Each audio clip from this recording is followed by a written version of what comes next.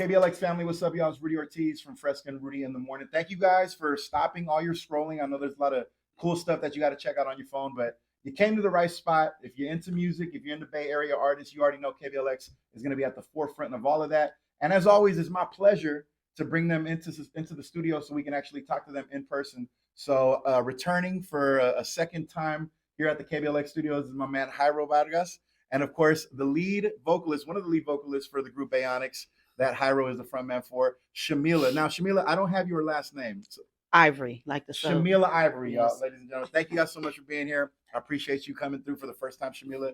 And Jairo, thanks for coming through again, Absolutely. man. Now, the last time you were here, we were chopping it up about Herbsman Connection. Yes. And tell everybody how that's been going so far since the last time you were here, which was what, maybe three or 4 months ago? That was some months ago. We released a single dang man, it's almost been a year. Yeah, that's wild, man. That's our first single from the record Levantamiento. When that version had the homie Eesah from Kingston, Jamaica. Yes. And yeah, now we've dropped 4 other singles. Now we've dropped the whole album. Right. And the record's been picking up. All big ups to our man Field Trips, aka Samily Man, producer, man. And it's been getting well received. And Yeah. thanking all of y'all because, you know, our man, you helped us write some songs on that. With all that lyric writing going on. You know what they say, man, is that every single time you meet a comedian, you meet an ex-lyricist. Yes. I don't know what it is, but there's some sort of kinship Mhm. between writing, lyrics and writing jokes. Like there's something there, but that's neither here nor there. We're here to talk about Levantamiento. Now, you said that you released some singles and basically released the whole album at this point, but tell everybody about Levantamiento. Shamila, talk about, the amount of work that you put into this yourself as one of the vocalists as well. Yeah, I mean, we, started the project really tough during the pandemic and had a lot to say about, what was going on. And we just wanted to get it down on paper and get the message out and really kind of let people know where we stood and get back to our, kind of conscious vibe and just really speaking truth to power about what we were experiencing collectively as a band and as, a people, and wanted to get those words out. So we started, this guy got it going, figuring out how to record remotely and was working with, producers anywhere and everywhere, and I was kind of doing the same thing. And yeah, we just, got some hot beats and got some, great tracks from Sam and some other folks, and we kind of put it all together, got our messages together and got it out, and now it's out for everybody to hear. The songs are great. Yeah. We got a lot of nice features on there. I got a few hot verses, so make sure you check out Can't Be How It Is. Few is an understatement there. Seriously, y'all really got to dive into the album and check it out. Yeah, but it's really, really dope, and people are loving it. We're getting some great feedback, and we're getting a lot of traction at our shows, and it's feeling really good. Now this might be kind of like a generic question, but because Bayonics does like a style that I would kind of relate to, you got some Latin jazz, some reggae feel, some reggae vibes. But for anybody who's not familiar with the Bayonics sound or hasn't had a chance to listen to Levantamiento yet, how would you guys describe this? If you were to tell them what they're about to encounter, how would you describe the sound that Bayonics has on this album? I would say it's straight. This one, we paid homage to the Roots Reggae. Absolutely. To all the ones who've done it, that paved the way. And that was our goal. We wanted we are inspired by so many different genres and styles of music because, we're rooted from the Bay. So that's kind of what was our, we're exposed to everything. Yeah. You know what I mean? So we came up on everything. And right now it was our tribute to the Roots Reggae movement, the music, and we threw in some Nayabingi vibes in there for sure, but reggae en español is it's got some traction. Right. It's got some fire behind there because folks are digging it, and we were able to play some cool shows. With like Godwana from Chile was out here, and then big ups to Dread Marai from Argentina, and that show was amazing in San Jose, and basically getting put up on that market. We just rocked a killer show with Culture Latino out of Oakland.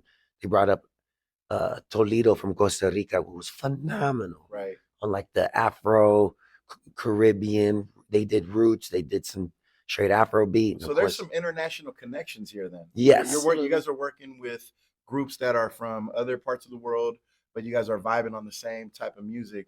What is it that you feel like you can pull from groups that you may have similar like taste in music, but obviously it's a totally different, band. They got their own angle on things. Like what is it that you benefit the most out of when you're working with groups from other parts of the world like this? I mean, a lot of, regardless as to where you're from around the world, people are dealing with the same thing. So a lot of the messages are the same. A lot of what we have to talk about are the things that we feel strongly about. But the way that they incorporate instruments, and a lot of the bands that we rock with have been doing it for decades. These guys, Catch a Fire has been doing it for, years. Right, you know what right. I'm saying? And so they have experience, and they have songs that have power and have movement that they've been playing forever, and those songs still resonate. So getting a lot of their kind of just experience, and they rock with us, they talk to us, they hang out with us backstage. They really look at us as a little their little brother or sister kind of band and homies, and they impart their wisdom upon us. And we model some of our musical styles.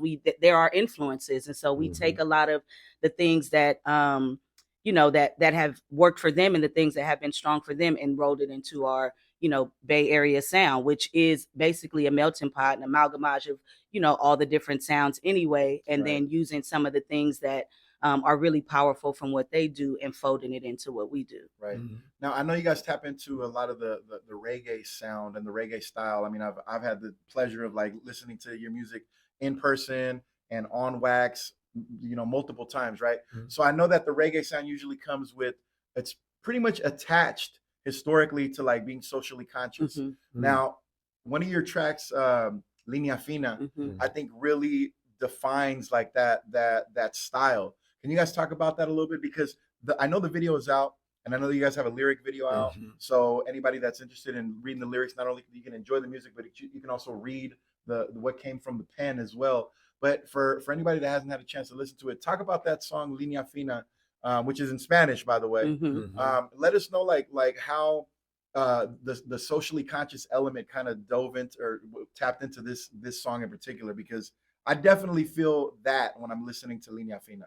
Yeah, I mean, I hope so. You help write it, right? Yeah, exactly. So I was never part of it. Yeah, you're a part of it. But these songs were coming from the pandemic, like Shamila said earlier. These songs came with, I don't want to say baggage, but they came from a place where we had to face adversity, and we kind of had to figure out where to draw the line, because there's sometimes people taking stuff too far.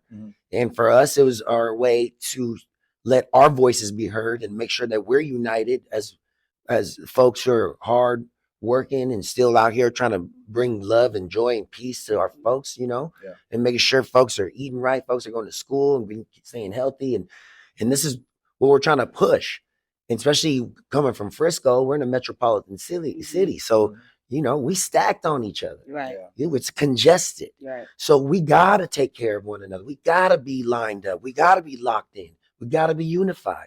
And what I'm saying, speaking on what's going on right now, we got election season and so much division. Our hype is like, no, we got to stay strong, and folks got to use their voices, because a lot of folks, they're popping off, and then there's folks who are just too scared. Yeah. But we got to find a way how we can communicate. But folks, if we don't communicate, can't be on the same page, and that's tough. And it also, letting other people know that our voice is not being lost. So letting them know that you're walking on a fine line, like you're tiptoeing on this line that is exciting rage and inciting anger and also inciting togetherness and bringing people together in the fact of, battling all this ridiculousness that's going on right now. And I'm just going to call it what it is. It's Yeah. ridiculousness. And when we started writing this, we were going through that same process. We were in the same process of this kind of like election cycle and all this hatred that was going on in the world.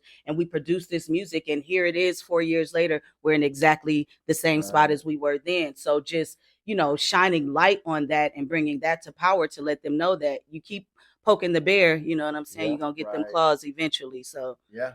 fine line. Why is it that music has such a profound effect on people's like spirits to the point where it could cause a political movement? You know what I mean? Like I always look at Bob Marley as like a great example because he basically caused like a political revolution, a political uplifting, but it was through the power of music. Right. What is it that about music that is always going to resonate like that for people to get them to the point where they actually want to make a change?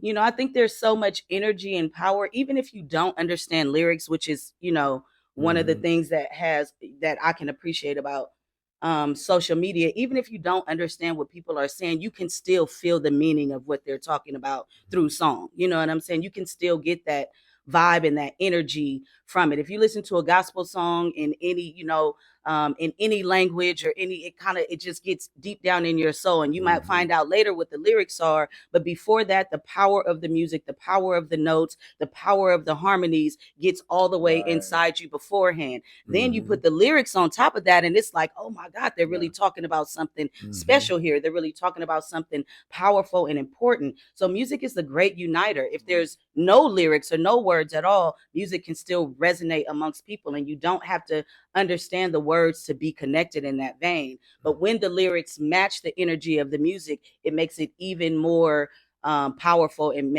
brings even more togetherness. And it doesn't matter what language you're speaking. It could be, you could be in the Amazon, it could be, you know what I'm saying, in, you know, China, it could be wherever in the world. You know, people who have never experienced other cultures still have something powerful to say, and that music can vibe and flow through no matter who you are or where you are.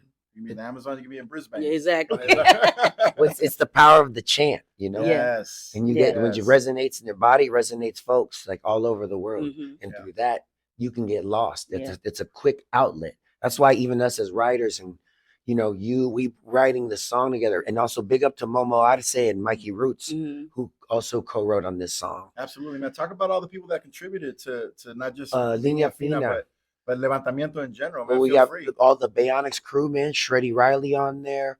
Of course, we have my man Field Trips, aka Samily Man. Just what a blessing. And then Mikey Roots, big ups, Momo Odyssey, Rudy Ortiz, Shamila, Ivory, like the crew, the whole Bayo crew, my boy, the whole camp, the you know, the rhythm section. Yes, sir. Petey, Goldie, Billy Bass. So it's all love right there. Like folks putting it together. The lyric video is out, y'all. So if you go on YouTube, hit subscribe.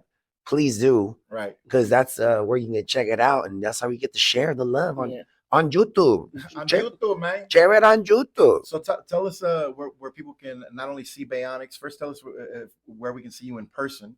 But then after that, tell us where we can find you in terms of social media and YouTube and all that. Give us all your handles. All right. What do we got? Can you do our handles? You handle the handles. You handle the handles. Okay. We are Bayonics 415, IG, Facebook, and Bayonics on YouTube. Bayonics.com. We have our website where you can also get some cool merch. You want to show off your I got little one of those shirts that Shamila's wearing. I've washed it many times. The decal is still there. It's still there. So it's high quality. Quality. What am I missing? YouTube, Facebook, Instagram. It's IG. We got TikTok. And we got TikTok. And we're on all digital platforms. All digital. Spotify, Apple Music, wherever you get your music. Levantamiento. The name of the single is Línea Fina. And you can find them both on Spotify. Yep. What about Apple Music? Everywhere. Tidal, wherever you get your whatever streaming service is your preference. Absolutely, man. So I want to give you guys the last word. Thank you guys, obviously, for even coming in here and like spending your time with me and spending your time really with the Bay Area, who's going to be checking this out on social media. on the Facebook group page for KBLX and also the Instagram page for KBLX. Thank you guys again Thanks for for having stopping the scrolling Yeah. and just paying attention for a little while. But I want to give you guys the final word, any message that you want to give the Bay Area and really the world when it comes to the Levantamiento album, or just, words of inspiration that you want to leave them with. Go right ahead. I mean, I think we said them on this Pretty show. much. Really, Vote. Just thank you for having us. Absolutely, man. For Vote me, America. It's ugly out there. Let's save ourselves. Yep. It's already bad. Let's not make it any worse. Yeah, because we're already walking a Línea Fina. We're walking on See how I did that? fine line.